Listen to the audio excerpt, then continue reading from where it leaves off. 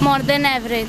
More than average. इसमें cash flow में सिर्फ इन्वेस्टिंग का आया था, मतलब एक एक दिए थे, उसमें तीनों साथ में दे रहे थे। सेम है, सेम है। बस 2-3 क्वेश्चन डिफरेंट है, बाकी सब सेम है। कंपैरेटिव स्टेटमेंट आया था 4 नंबर में, और 6 नंबर में जो कैश फ्लो वाला सम आया था।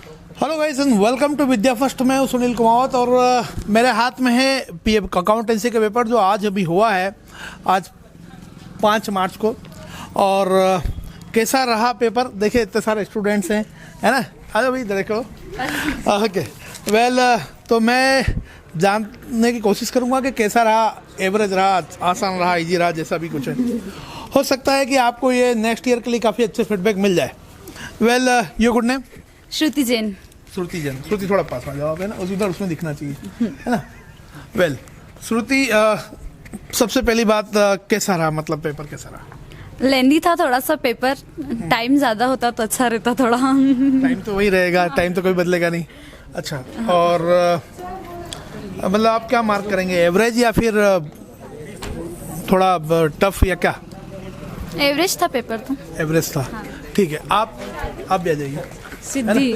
सिद्धि, यस। सिद्धि कैसा रहा पेपर आपका?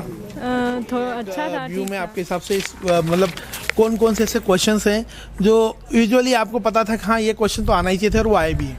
कंपैरेटिव बैलेंस शीट का और कैश फ्लो स्टेटमेंट।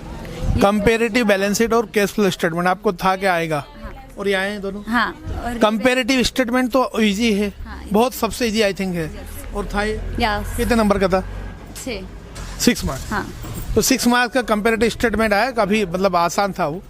और कैश फ्लो स्टेटमेंट कैसा था, मतलब इजी था या इजी था? इजी था। इजी था।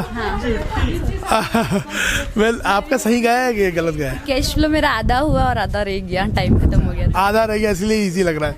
नहीं Well, तो भी वो इजी था। इजी था। पेपर लेंदी लगा। हाँ।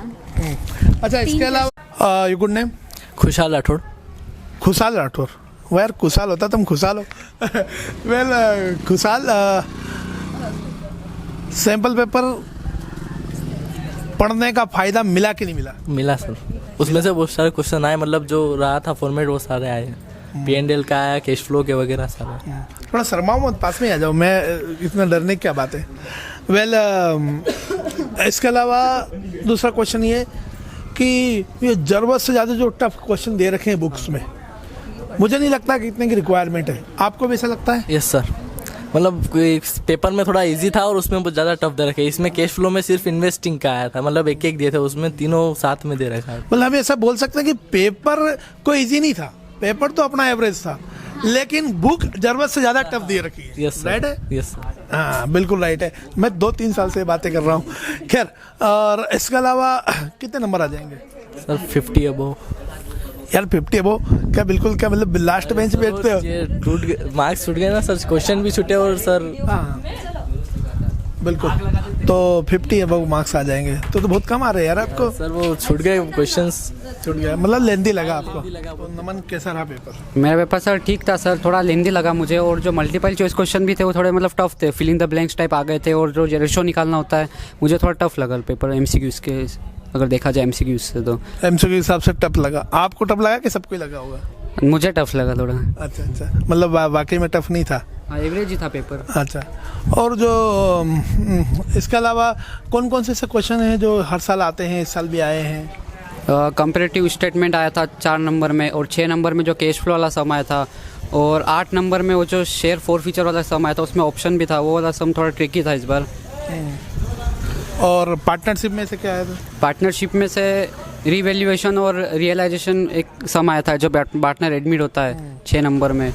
बाकी ओवरऑल पेपर ठीक था, अच्छा था। और ये अपना एनपीओ में से कितने मतलब टफ क्वेश्चन था, इजी था, या एनपीओ में से क्या क्या चीज़ आई है, कैसा आया? एनपीओ में से तो 6 नंबर वाला एक सम आया था, और 3 नंबर में एक जो ओपनिंग क्रेडिटर्स और रोज निकालते 3 नंबर में वो आया था, और 1 नंबर में थ्योरी आई थी। मतलब आपका 6 मार्क्स में इनकम और एक्सपेंडिचर वाला इनकम एंड आया होगा। बाकी में क्या कैलकुलेट करना था? बाकी में ओपनिंग क्रेडिटर्स और परचेस। अच्छा, क्रेडिट परचेस वगैरह 3 नंबर में आया था। अच्छा अच्छा, ओवरऑल बढ़िया रहा पेपर आपका? हाँ ठीक था सर। ठीक था। कितने नंबर आ जाएंगे सर? 55 समथिंग एक्सपेक्टेड है सर, 55 to 60। तो बहुत कम नंबर आ रहे हैं यार, 55 तो यार। तो थोड़ा टाइम कम, 1-2 क्वेश्चन छूट गए थे सर।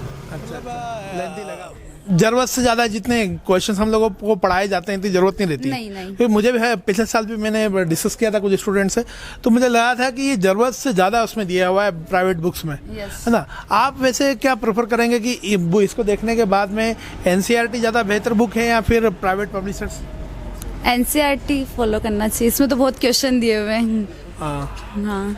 तो मेरा एक पर्पस ये भी था कि ये ज़बरदस्ती में या प्राइवेट पब्लिशर्स की यदि हम बात करें तो उन्होंने ज़बरदस्त ज़्यादा बहुत सारे क्वेश्चन दे रखे हैं, जबकि असल में जब हम पेपर देखेंगे तो उस अकॉर्डिंग क्वेश्चन नहीं आते हैं। अच्छा, आपको ज़्यादा क्वेश्चन कौन सी बुक में से मिले? फर्स्ट पार्ट में से ही थे। नहीं, मतलब अब प्राइवेट पब्लिशर्स की बुक ज़्यादा अच्छी थी या NCERT? NCERT पे हमने इतना फोकस नहीं करा, हमने प्राइवेट पब्लिशर से ही पढ़ा था, TS गरवाल से पढ़ा था हमने। अच्छा, और जो ये सैम्पल पेपर आते हैं लास्ट मौके पर, CBSE सैम्पल पेपर, तो सैम्पल पेपर का क्या कहना, मतलब इसमें कुछ आता है?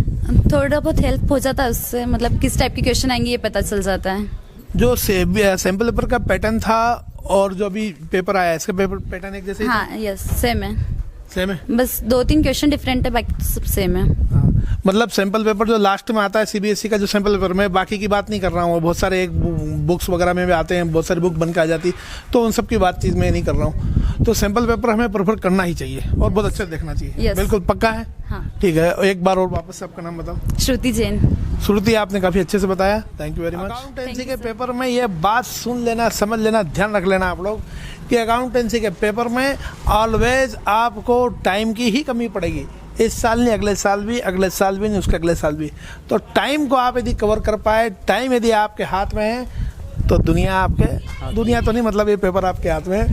फिर मिलेंगे, तब तक के लिए अलविदा, have a great day, thank you very much, thank you.